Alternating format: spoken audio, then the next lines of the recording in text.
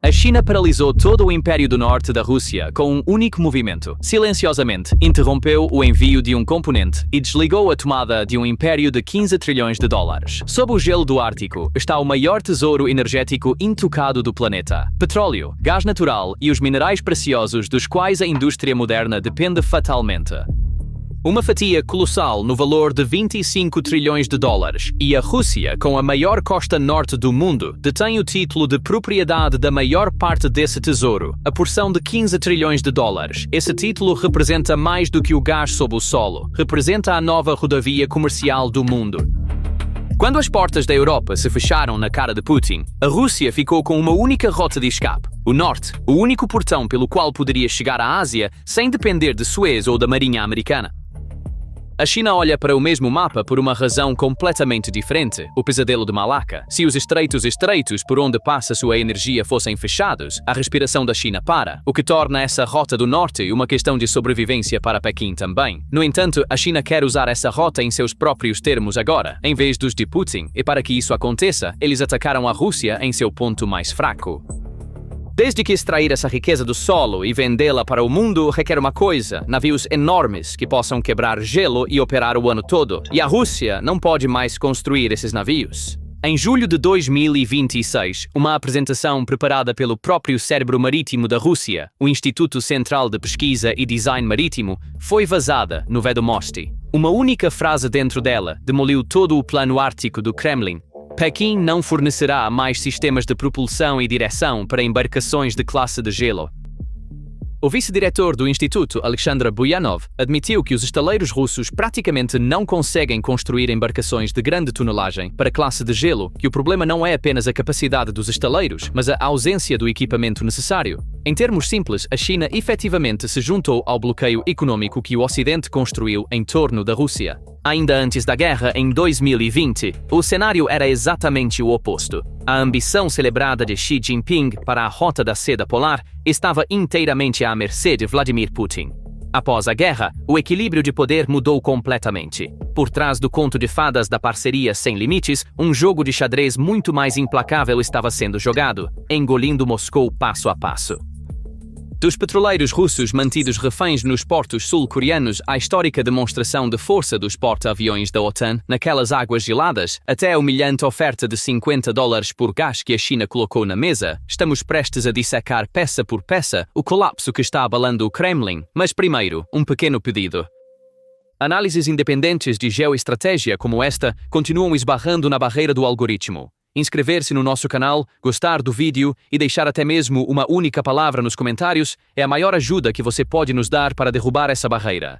Agora, estamos descendo nas águas geladas que abalam o plano de Putin. O que exatamente foi restringido importa enormemente aqui, já que não se trata de uma peça de reposição comum, e é precisamente isso que está deixando o Kremlin em pânico. O sistema de propulsão e o equipamento de direção são o coração e a espinha dorsal de um navio de classe de gelo. Um navio normal parte a água. Um navio de classe Arc 7 quebra gelo.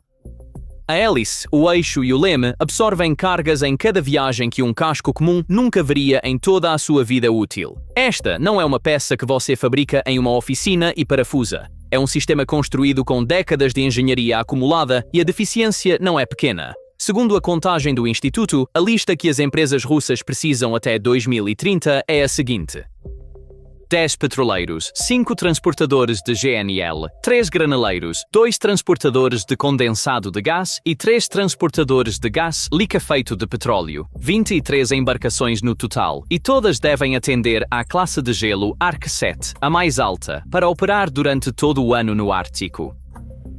Então, quantas maneiras havia para obter esses navios? Exatamente 3. A Rússia os construiria em seus próprios estaleiros. Não pode. O Ocidente os venderia. Sancionado. A China os forneceria. Não mais. E a parte que declara todas as 3 portas fechadas não é um relatório de inteligência ocidental. É o próprio Instituto da Rússia relatando o seu próprio beco sem saída para seu próprio Estado. Vamos deixar claro o que isso significa. A Rússia tem a maior linha costeira do Ártico na Terra. É o único país com uma frota de quebra-gelos nucleares e não pode construir, comprar ou alugar os 23 navios de que precisa até 2030. Quando o maior projeto estratégico de um estado está amarrado a um único item de fornecimento, esse projeto já está fora das mãos de seu proprietário. Então, o que exatamente foi trancado? Vê-lo dá uma olhada sob o gelo e no mapa juntos. Segundo a avaliação do Ártico do Serviço Geológico dos Estados Unidos, cerca de 13% do petróleo não descoberto do mundo e 30% do gás natural estão nesta região, e toda essa riqueza depende de uma condição: ser capaz de extraí-la e ser capaz de movê-la. Gás sob o solo que não pode ser carregado em um navio não é uma fortuna, é uma entrada contábil. A segunda barreira está na própria rota. A Rota do Mar do Norte percorre 5.600 km do Estreito de Farragut até o Estreito de Bering, atravessando 5 mares árticos. Seu apelo reside em uma aritmética simples. Ela reduz a viagem entre a Europa e a Ásia em 7 a 10 dias em comparação com a rota tradicional pelo Suez. Economia de combustível, rapidez na entrega e o que realmente aumentou o valor dessa promessa foi a fragilidade das alternativas. Suez pode enfrentar dias de incerteza sob ameaça de mísseis no Mar Vermelho. O Panamá tem que reduzir as cotas de trânsito durante secas. A logística global tem perseguido uma única questão há anos. Existe uma terceira rota segura independente desses dois portões estreitos? No papel, a resposta estava no norte, e esse era exatamente o plano da Rússia: operar a única rodovia alternativa segura do planeta e obter uma parte de cada navio que passasse. Putin viu esse potencial e, em 2018, no início de seu quarto mandato, estabeleceu a meta. A Rota do Mar do Norte se tornaria uma movimentada artéria comercial. O volume de carga chegaria a 80 milhões de toneladas por ano até 2024 e 200 milhões de toneladas até 2030. O que realmente aconteceu? 37 milhões e 900 mil toneladas em 2024 e ainda menos em 2025. 37 milhões de toneladas, nem metade da meta. E em vez de tentar fechar essa lacuna, a Rússia mudou a meta. A expectativa para 2030 foi silenciosamente reduzida para uma faixa de 70 a 100 milhões de toneladas. Quando um Estado reduz sua própria promessa em 2/3, ele admite que a promessa não é mais um plano, mas um desejo. Então, por que a Rússia não pode construir seu próprio navio? A resposta é a parte menos conhecida e mais decisiva desta história. A frota ártica da Rússia nunca foi inteiramente russa. Os sistemas de hélices maciços que quebram o gelo, os motores que alimentam esses navios, o equipamento de navegação e radar, a maior parte desses itens dependia da engenharia da Europa Ocidental. A Rússia produziu a carcaça. Todos os sistemas críticos dentro dessa carcaça foram importados. Em 2022, o Ocidente cortou o apoio. A partir desse momento, a Rússia tinha uma porta aberta, a China, e Pequim realmente a manteve entreaberta por um tempo. Segundo relatos do campo, as usinas de energia em terra necessárias para o projeto ártico LNG-2 foram produzidas na China e entregues discretamente. A maioria dos cascos para as unidades de energia flutuantes da Rosatom foram construídos em um estaleiro chinês. Assim, a China preencheu parte da lacuna, e isso alimentou uma crença em Moscou: podemos substituir o Ocidente pela China. Mas olhando agora, o que Pequim deu e o que reteve soa muito diferente. A China forneceu o que era comercialmente seguro: cascos, trabalho de soldagem, unidades de energia. Não forneceu o sistema crítico que envolvia risco de sanções, a propulsão e a direção. Isso não é o comportamento de um parceiro, é o comportamento de um gestor de riscos, e essa distinção explica tudo. A China ajudou a Rússia a existir no Ártico, não ajudou a Rússia a se sustentar sozinha lá. A consequência dessa escolha aparece em um estaleiro, Zvezda. O Arctic LNG-2 era o carro-chefe da aposta ártica da Rússia. Esse projeto sozinho exigia cerca de 20 transportadores de GNL da classe RC-7. A Rússia encomendou 15 deles da Zvezda, navios entregues no início de 2026. O resto congelou, e a razão já é familiar. Sem equipamentos marítimos importados, sem sistemas de contenção criogênica, sem financiamento internacional. Por um longo período, a Zvezda avançou montando cascos que chegaram da Coreia do Sul antes das sanções. Quando essas cascas acabaram, o programa parou com elas. De fato, a Samsung Heavy Industries da Coreia do Sul anunciou em junho de 2025 que 2 pedidos de quebra-gelo pertencentes à Zvezda, no valor total de 3 bilhões e 540 milhões de dólares, foram cancelados devido à rescisão ilegal pelo proprietário do navio. A parte mais tragicômica da situação está na Coreia. Vários transportadores RC-7 concluídos para a Rússia aguardam no estaleiro, impossibilitados de serem entregues devido às sanções. Os navios existem, o proprietário existe, a entrega não. Para ser justo, o programa não está completamente morto. O primeiro navio entrou em serviço no final de 2025. O segundo foi nomeado em junho de 2026. E o terceiro deve ser concluído antes do final do ano, em parte com apoio chinês. Mas olhe para a escala. Um único projeto precisa de 20 navios. Estamos falando de 3 lançados em 3 anos. Nesse ritmo, a frota nunca será concluída dentro do prazo do projeto. Uma pausa rápida. Curtir, comentar com uma palavra e se inscrever ajudam diretamente esta análise a alcançar muito mais pessoas. Leva apenas alguns segundos. Agora chegamos à verdade menos discutida sobre esta rota. Digamos que os navios foram construídos de alguma forma. Quem realmente usaria a rota? Aqui está a verdade menos discutida sobre a rota do Mar do Norte. Este corredor foi projetado como uma alternativa global ao Suez e ao Panamá. Hoje é, na prática, uma linha de transporte entre 2 países. Os números dizem isso claramente. Em 2025, 60% da carga na rota eram exportações russas diretas, totalizando aproximadamente 22 milhões de toneladas, e 83% desse volume eram GNL, petróleo e condensado de gás. Então, onde estão os gigantes mundiais de contêineres? Bem longe. A rota pode transportar gelo mesmo nos meses mais quentes. No inverno, ela se fecha com uma cobertura espessa e só pode ser atravessada por embarcações especializadas. Além disso, cada navio que deseja transitar precisa obter autorização de Moscou. Adicione o risco de danos que um acidente causaria em um ambiente intocado. O resultado? Os proprietários de navios globais evitam estas águas. Cada navio porta-contêineres que usou a rota na última temporada estava transportando carga exclusivamente entre a China e a Rússia. E há uma lógica comercial por trás dessa escolha. No transporte marítimo, há uma regra. Carga que não pode ser segurada não se move. Para um proprietário entrar no Ártico, a escolta de quebra-gelo precisa ser garantida, previsível e ininterrupta.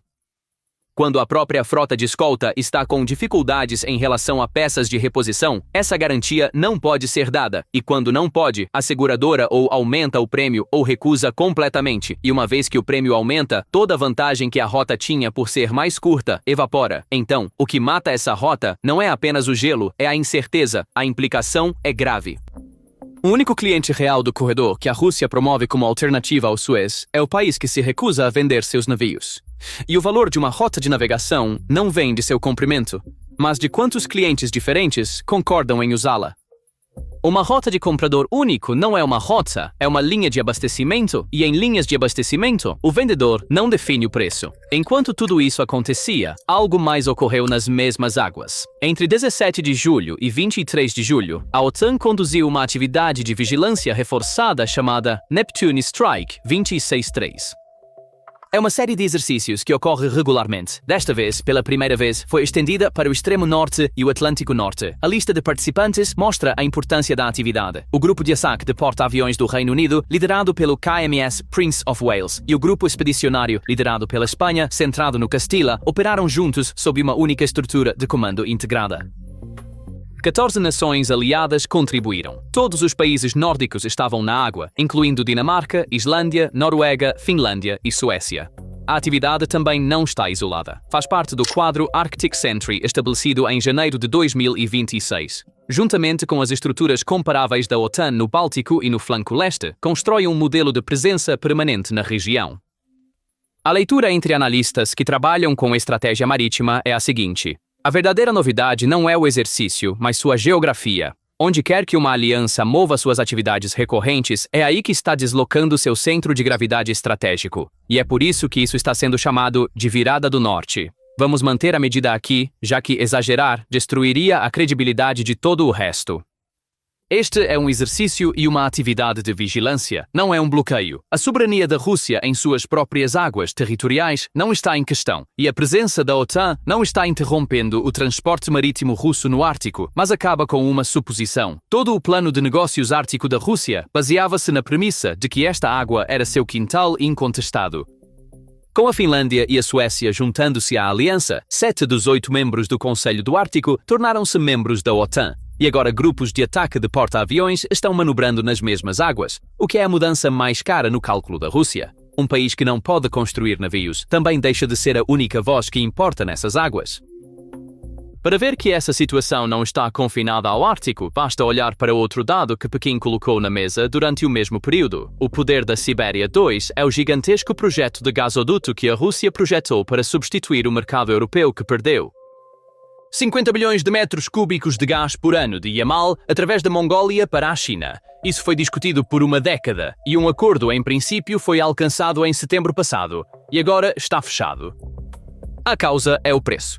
Segundo as reportagens, Pequim informou Moscou que assinaria apenas se o gás fosse vendido a um nível próximo ao preço doméstico da Rússia, aproximadamente $50 por 1.000 metros cúbicos. Uma comparação é essencial para entender quão dura é essa exigência. A China paga cerca de $258 por 1.000 metros cúbicos este ano. A média paga pelos outros clientes de exportação da Gazprom é de $420. Portanto, a China já está comprando com um desconto de 39% e espera-se que esse preço caia para $224 no próximo ano. Por cálculos de especialistas, o ponto de equilíbrio do projeto é aproximadamente $125 por 1.000 metros cúbicos. Portanto, o preço que a China está exigindo torna o gasoduto economicamente sem sentido, e o estilo da negociação é mais pesado do que o próprio preço.